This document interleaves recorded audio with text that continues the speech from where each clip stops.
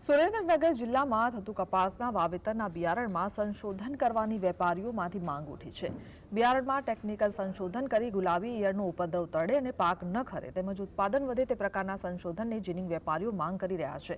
હાલ જે ખેડૂતો કપાસનું વાવેતર કરી રહ્યા છે તે 8 થી 10 વર્ષ પહેલા સંશોધન થયેલું બિયારણ છે અને કપાસનું ઉત્પાદન ઘટતા 20માંથી માત્ર 5 જ જીનિંગ ઉદ્યોગ ચાલુ છે। તો બીજી તરફ બાંગ્લાદેશમાં જતું કોટનની આયાત બંધ, જેથી ભાવ મળી રહ્યા નથી, જેને લઈને પણ જીનિંગ મિલોના ઉદ્યોગકારોએ વ્યથા ઠાલવી છે। સુરેન્દ્રનગર જિલ્લો એ એક કપાસનું એક હબ હતું અને આખા ભારતમાં વિખ્યાત નિકાસ કરવામાં સુરેન્દ્રનગર જિલ્લો વિખ્યાત હતો।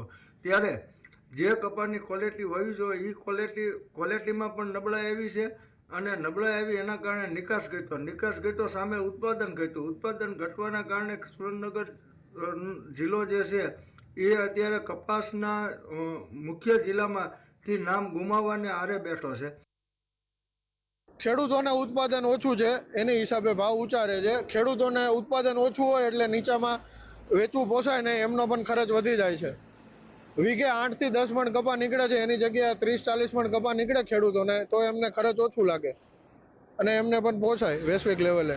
બ્રાઝિલને ત્યાં બધા 1100-1200 રૂપિયામાં પણ ખેડૂતો કપાસ વેચી શકે છે। એમને વીઘે 60 થી 80 મણનો ઉતારો બેસે છે, જ્યારે આપણે વીઘે 10 થી 15 મણનો ઉતારો બેસે છે।